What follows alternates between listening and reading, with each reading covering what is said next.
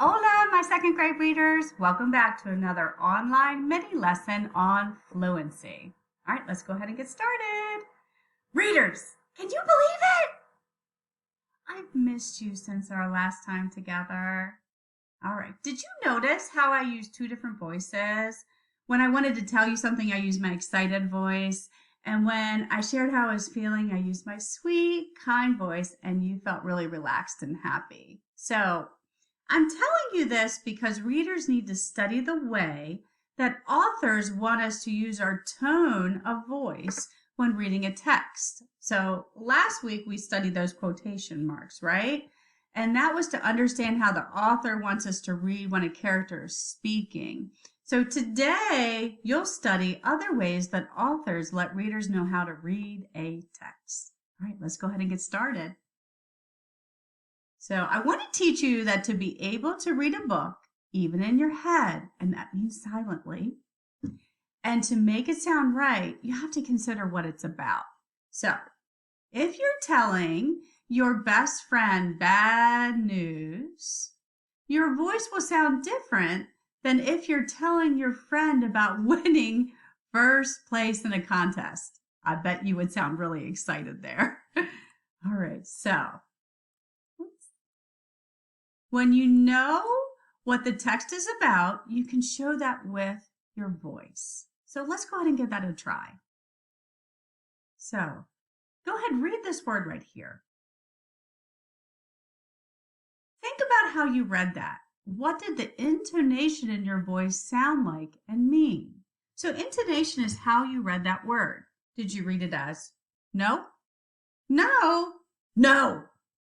Well, if I look at the punctuation at the end, that's a period. It should have been read as a statement. It should have sounded like no.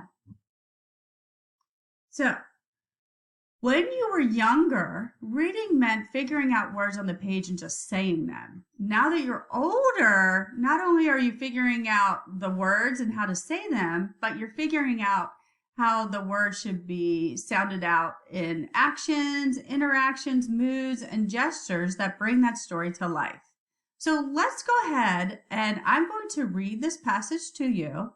Listen to how I read no again with different punctuation and it matches the meaning in the story.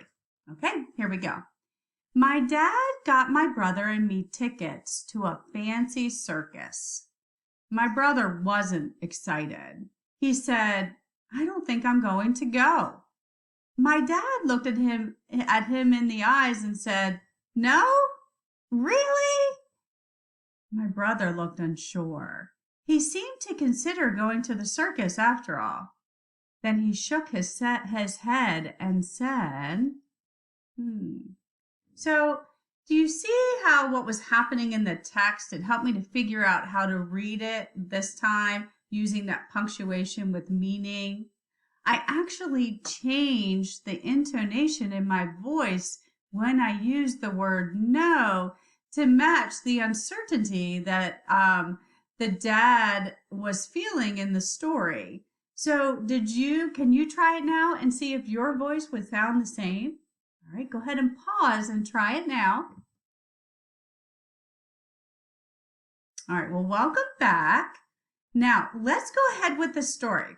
I'm going to finish the story and I'm going to read it to you and I want you to listen to the intonation in my voice so that it matches the meaning. I'm going to start over again so that you can hear it all together. My dad got my brother and me tickets to a fancy circus. My brother wasn't excited. He said, I don't think I'm going to go. My dad looked him in the eyes and said, no? Really? My brother looked unsure. He seemed to consider going to the circus after all. Then he shook his head and said, no. He signaled that he was definite. It was final. My dad nodded. He was fine about it. Then, no it is, he said. Then no it is, he said, smiling broadly. The dog approached and tried to climb onto my dad's lap. He pushed the dog down firmly. No, he said, and the dog left the room. All right. Now, did you hear how you had to fill in the no with different voices each time? Readers, my point is that you need to understand what is going on in this story to be able to read in ways that show the full meaning. And fluent readers notice not only what is being said, but how the author is telling you to read it. So, are you ready to try this with a partner? Maybe the partner's me, maybe the partner is someone at home. So I've taken some pictures of some other pages in our book that we've been working on throughout Fluency, which is Houndsley and Katina. So as you read together, try and make your voice match how the author wants you to read it. Look for clues in the story to help you. So think about the mood and think about the intonation in your voice. What should you sound like? So first, in our just plain reading voice, let's read it together. And then you'll pause and try it with a partner, or if you don't want to pause, then you can try it with me and we'll change our voice. But first, let's go ahead and just read it together. Houndsley had made his 3-bean chili many times before, but today everything went wrong. He dropped a can of tomatoes on his foot. He did not cook the rice long enough, and he forgot to put in the beans, all 3 kinds. When the judges came to taste his chili, they made faces. I think I broke a tooth on the rice, one of them said. I don't taste the beans, said another. All right, so what I want you to do now is I want you to try and match your reading voice with the text so that it matches the meaning of the story. So you can go ahead and pause now and try it on your own or with a partner. So go ahead, pause now.